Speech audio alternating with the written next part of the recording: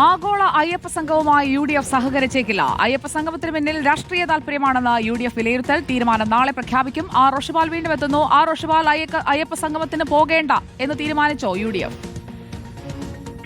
സുജയ പാർവതി, UDFന്റെ നേതൃയോഗം ഓൺലൈനിൽ ഏതാണ്ട് 1 മണിക്കൂറിലേറെ നീണ്ടുനിന്നു.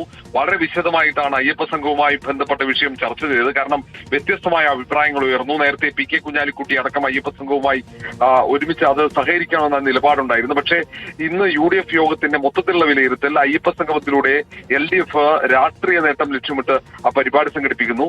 മാത്രവുമല്ല അതുവഴി ഉള്ള രാഷ്ട്രീയ നേട്ടത്തിലുള്ള അവസരം UDF നൽകരുതെന്ന അഭിപ്രായം ശക്തമായി. ഏതായാലും നാളെ പ്രതിപക്ഷ നേതാവ് രാവിലെ മാധ്യമങ്ങളെ കണ്ട UDFന്റെ തീരുമാനം പ്രഖ്യാപിക്കും. നിലവിലെ സാഹചര്യത്തിൽ അയ്യപ്പ സംഘവുമായി UDF നേതൃത്വം സഹകരിച്ചിട്ടില്ല എന്നാണ് നമുക്ക് അറിയാൻ കഴിയുന്നത്. ഏതായാലും വിശദമായ ചർച്ചകളാണ്. അതിൽ പൂർണ്ണമായും അയ്യപ്പ സംഗമം സംഘടിപ്പിക്കുന്ന LDFന്റെ രാഷ്ട്രീയ ലക്ഷ്യം വെച്ചുള്ള നിലപാടിനെ തുറന്നു കാട്ടണം എന്ന അഭിപ്രായമാണ് യോഗത്തിൽ ഉടനീളം ഉയർന്നത്. ഏതായാലും അതിനിടയിൽ ദേവസ്വം ബോർഡ് ഇടഞ്ഞു നിൽക്കുന്നവരുമായി ചർച്ച നടത്താനുള്ള ഒരു തീരുമാനമെടുത്തിട്ടുണ്ട്. ഈ അയ്യപ്പ സംഘവുമായി സഹകരിക്കാത്തവരെ ഈ കാര്യങ്ങൾ ബോധ്യപ്പെടുത്തി അവരെ കൂടി സഹകരിപ്പിക്കാനുള്ള നീക്കമാണ് ദേവസ്വം ബോർഡിന്റെ ഭാഗത്ത് ഉണ്ടാകുന്നത്. സുജയ, വിവരങ്ങൾ നൽകിയത് റോഷിപാൽ.